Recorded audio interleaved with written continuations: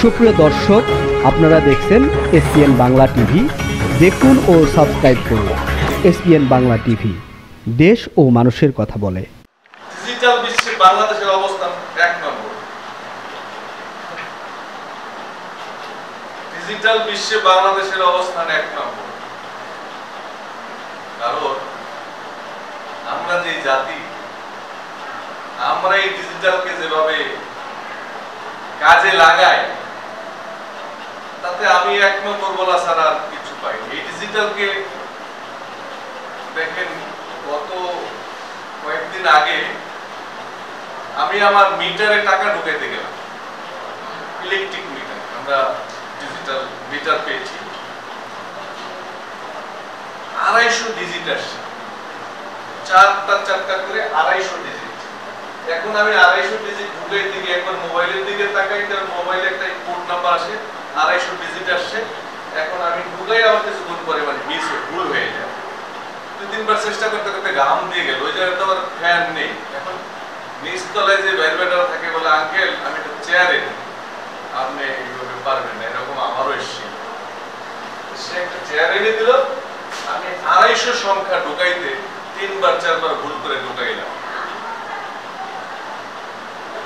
তাহলে কি হলো? ডিজিটাল, অবশ্যই ডিজিটাল হচ্ছে মানুষের ইহজাগতিক জীবনকে অলংকৃত করে আসে, একটা সিস্টেমকে, একটা জাতির সিস্টেমকে ফাস্ট করে দেয়। আপনার গ্রাউন্ডে অ্যানালগ থাকতেই হবে, আর ডিজিটাল সিস্টেমটা আপনাকে দ্রুত আপনাকে কার্য সম্পাদন করবে। এটা আমি মনে করি মানুষের, একটা জাতির জীবন একটা অলংকার। তবে এইটাকে পরিচালনা করা, লালন করা, ব্যবহার করা, এই জন্য একটা দক্ষ এক্সপার্ট আমাদের জনগোষ্ঠী দরকার। আর সেই জনগোষ্ঠী তৈরি করতে হলে রোকন ভাই যেটা বলেছে যে শিক্ষা, আমাদের স্কুলে আজকে ডিম ভাজা শিখায়। কয়েকদিন আগে অপদার্থ শিক্ষামন্ত্রী, অপদার্থ ডিজি ঘোষণা দিলেন কি, প্রত্যেকটা বাচ্চাকে বাবা জমি বন্ধক রেখে মোবাইল কিনে দিয়েছে। দিয়েছে কিনা বলে? দিতে হয়েছে। বাচ্চাদের হাতে মোবাইল কিনতে তারা ডিজিটালাইজ করে ফেলেছে,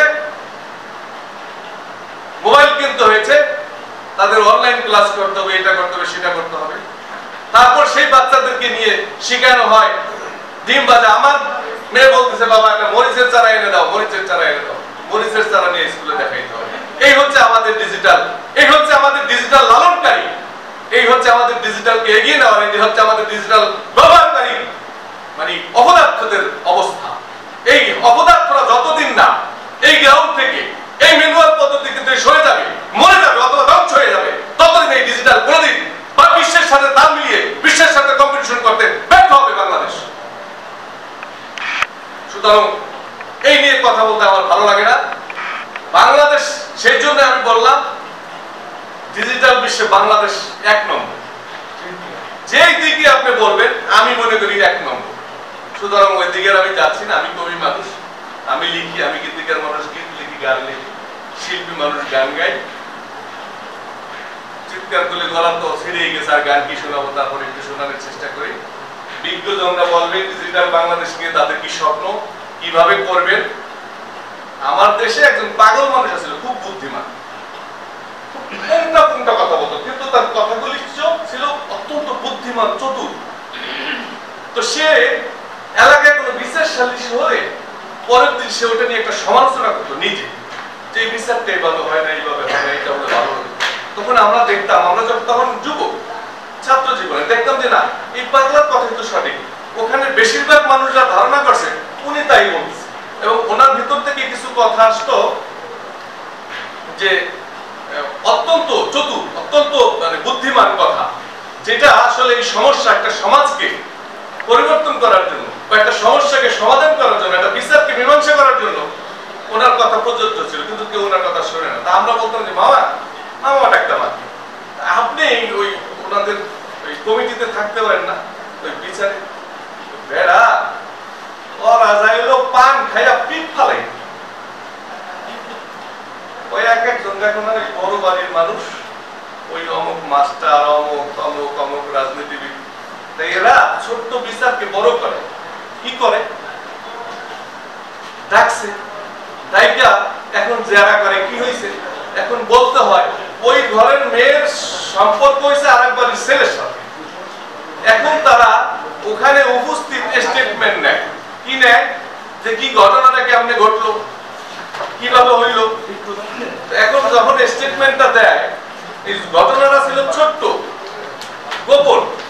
গোপনীয়, সেই জিনিসটাকে তারা সামনে এনে তারা উভয় পক্ষের স্টেটমেন্ট নেয়, জবানবন্দি নেয়, নিয়ে এই যে গোপনীয় একটা ছোট্ট বিষয় এটাকে বিশাল বড় করে তোলে।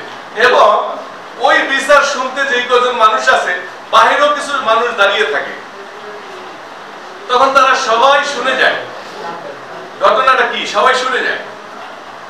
শুনে যাওয়ার পরে এই যে বদনামিটা ছড়িয়ে গেল সমাজে, আমার কথা হচ্ছে এই বদনামিটা ছড়াবে না এইভাবে। তারা তো যায় আসলে পান খাইতে আর নাস্তা পানি খাইতে আর পানের পিক ফেলতে। আমার কথা কে শুনে? এখন হচ্ছে যে এখানে বিজ্ঞজনরা আছেন, তারা যদি বলেন হয়তো শুনবে, হয়তো জায়গা মতো যাবে। আমার মতো অদমের কথা কে শুনবে বলেন? আর বলি লাভ কিসের জন্য? আমি আর ওইদিকে না গেলাম।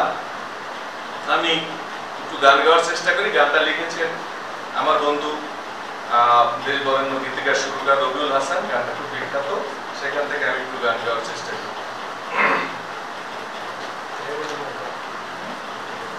পাঁচতলাতে হে শান্তি নাই রে, শান্তি আছে গাছতলা।